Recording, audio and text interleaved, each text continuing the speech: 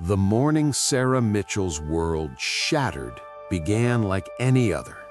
I watched from my study window as she stood at her kitchen sink, coffee cup in hand, staring out at the quiet suburban street. I'd been documenting the events on Maple Street for months, piecing together what would become the most disturbing case of my career as an investigative journalist. What I'm about to tell you still keeps me awake at night. My name is Elias Crowe, and this is the story of how an entire neighborhood was deceived by evil wearing a smile. Sarah Mitchell's twins, Emma and Oliver, were supposed to be at school that morning. Instead, their beds had been empty when she'd gone to wake them at 7. No note, no text, just silence pressing against her eardrums like water. "Daniel!" Her voice cracked as she called up the stairs to her husband. "Daniel, they're not here!" I heard the coffee cup shatter from where I sat, the sound carrying across the quiet morning air. My pen stilled over my notebook. This was it, the moment I'd been dreading, the moment my investigation had been racing to prevent. Sarah's eyes remained fixed on the house across the street, the Hargrove's pristine colonial, with its perfectly manicured lawn and cheerful yellow door.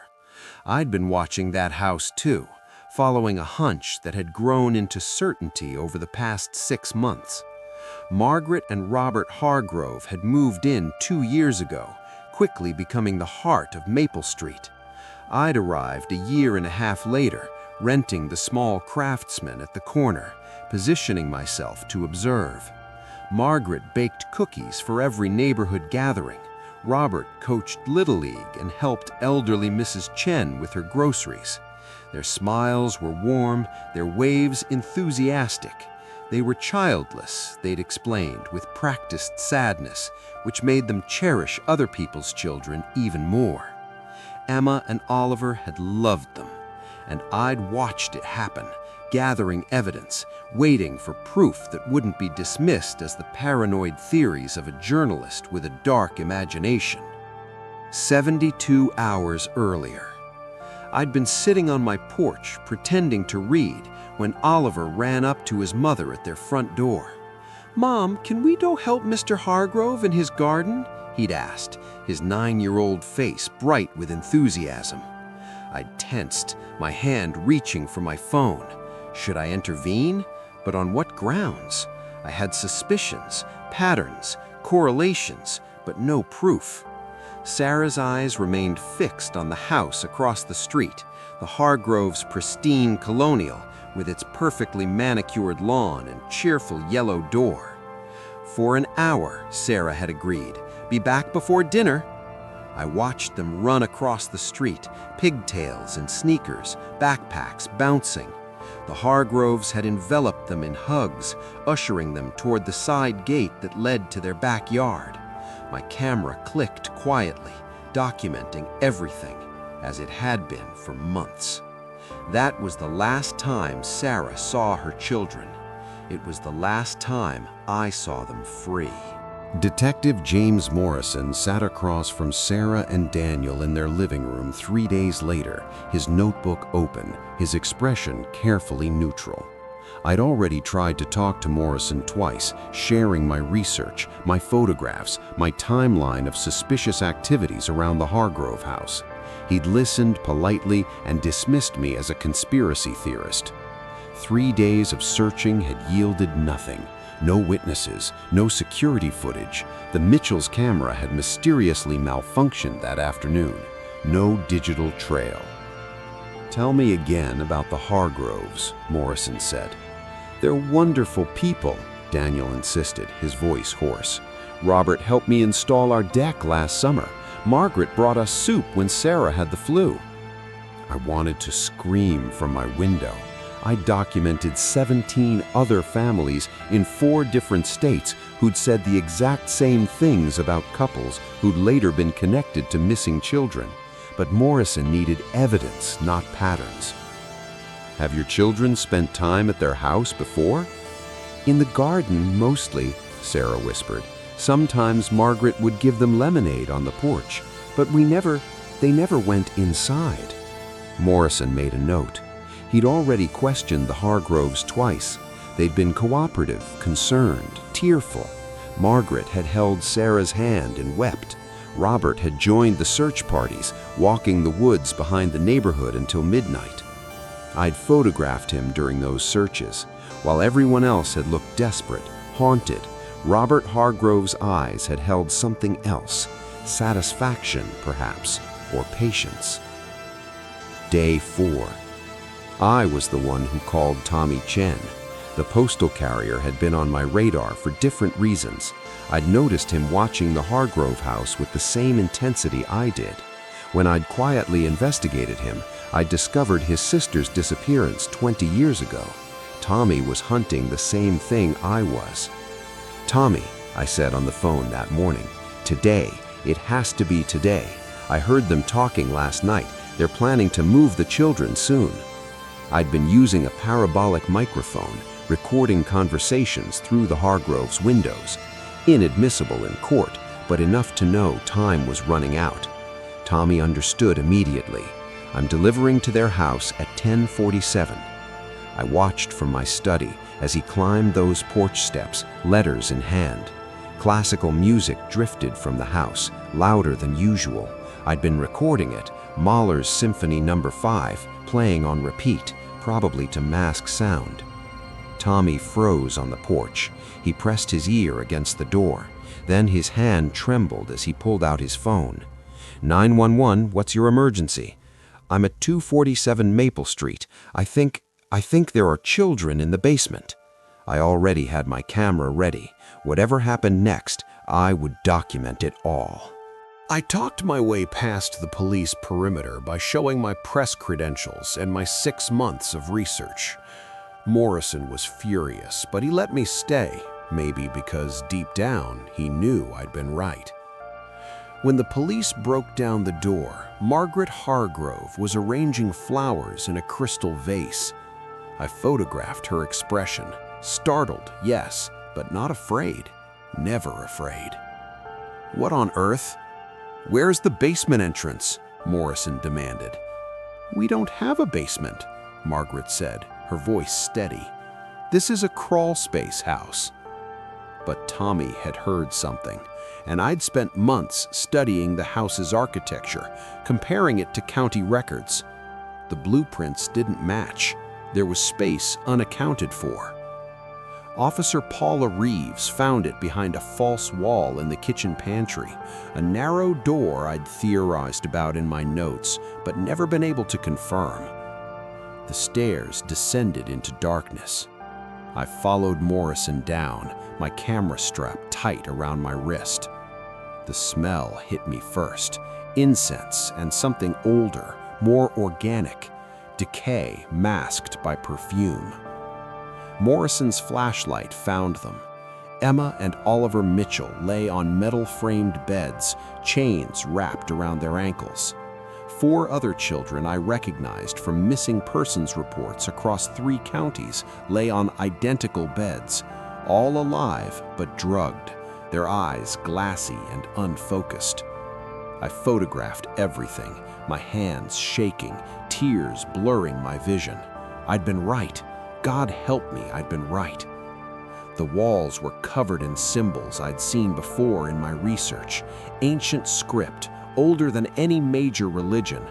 Candles surrounded a central altar made of black stone. On it lay a book I'd read about in academic papers on fringe cults, a text most scholars believed was a hoax. It wasn't a hoax. "Jesus Christ," Reeves whispered. Emma stirred, her voice a broken whisper. "Mommy?" I lowered my camera. Some moments shouldn't be photographed. The interrogation. I sat behind the 2-way glass as Margaret and Robert were questioned separately. I'd requested access, and Morrison had granted it. My research had cracked the case open, even if officially Tommy would get the credit. "We were helping them," Margaret explained calmly. "Those children were lost, adrift. We gave them purpose. I scribbled notes, my hand cramping. This was what I'd spent years tracking, the ideology, the justification, the utter conviction. By chaining them in your basement? Morrison's voice was ice. The chains were necessary for the transition period, Robert added from his own room, his words an eerie echo of his wife's. Until they understood, until they were ready to serve. Serve who? Morrison demanded. The one who waits, the one who dreams beneath. We've worshipped him for 30 years, my husband and I. We've moved 16 times, building our congregation slowly, one child at a time. My pen stilled. 16 times. I'd only connected them to 7 locations. There were 9 more communities I hadn't found yet, 9 more places where children might still be missing. Morrison's blood ran cold. I could see it in his face. How many? Margaret smiled. Enough to wake him eventually. The children here would have been the newest converts. In time, they would have recruited others. That's how faith spreads, Detective. One soul at a time. Day 7. I visited Sarah Mitchell at the hospital, my notebook in hand but unused. Some interviews felt more like intrusions. She held Emma on the bed, while Daniel sat with Oliver in the chair beside them. The twins were dehydrated, malnourished, traumatized, but alive. I'd helped save them. That knowledge was the only thing keeping me sane. They sang to us, Emma whispered, and I could see Sarah's heart breaking. Mrs. Hargrove would sing these songs in a language I didn't know, and Mr. Hargrove would read from the book. They said we were chosen, special. Did they hurt you? Sarah's voice broke. No, Oliver said softly. They were kind. That's what made it so scary, Mom. They were still nice, even when they locked us up, even when we cried. They'd stroke our hair and tell us everything would be wonderful once we accepted him. I closed my notebook. This was the truth I'd been chasing for 5 years, since I'd first stumbled onto a pattern of disappearances linked by friendly couples in suburban neighborhoods. The banality of evil. The monster next door who waves and smiles and bakes cookies while plotting the enslavement of children's souls. The truth. As investigators dug deeper with my research as a guide, the full scope emerged. The other 4 children in the basement had been reported missing over the past 8 months, each from different towns within a 50-mile radius, exactly as I'd predicted in my timeline. The Hargroves had been patient, careful, methodical. They'd chosen children who spent time outdoors, who were trusting, whose parents worked long hours or were distracted.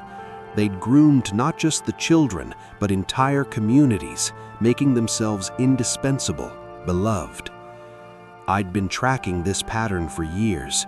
The Hargroves were the 18th couple I'd identified, but the first I'd been able to stop before children died. The book in their basement was confiscated, turned over to university researchers. Professor Elena Vasquez, whom I'd consulted during my investigation, spent 3 weeks translating fragments before she requested the book be locked away. It's incomplete, thank God. The ritual they were attempting, if they'd gathered enough believers, enough innocent souls. She shook her head. Some doors should never be opened. I didn't ask what was on the other side. I'd read enough in my research to have nightmares for the rest of my life. 3 months later. The trial was swift. I testified, presenting 5 years of research, photographs, recordings. Margaret and Robert Hargrove were sentenced to 6 consecutive life terms without possibility of parole. They showed no remorse. Even as they were led from the courtroom, they smiled serenely. "He'll wake eventually," Margaret had said, looking directly at me, as if she knew I'd been watching all along. With or without us, there are others.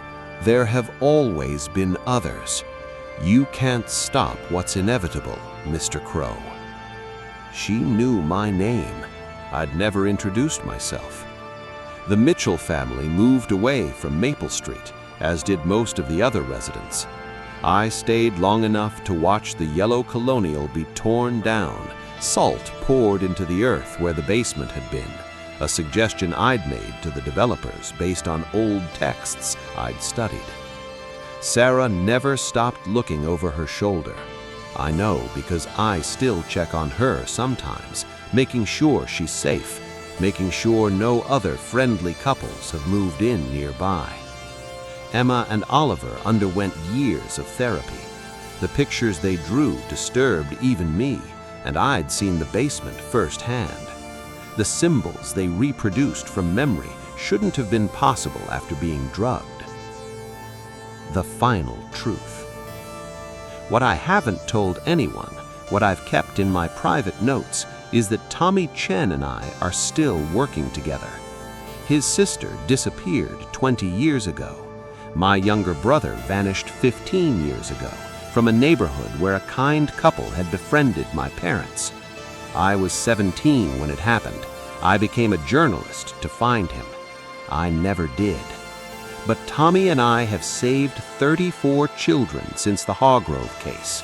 We've identified 11 more couples across 6 states.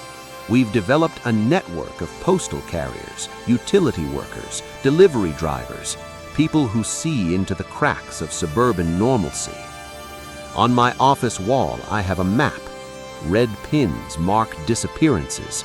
Blue pins mark arrests. There are far more red pins than blue, but the blue ones are growing. The one who waits, Margaret called it.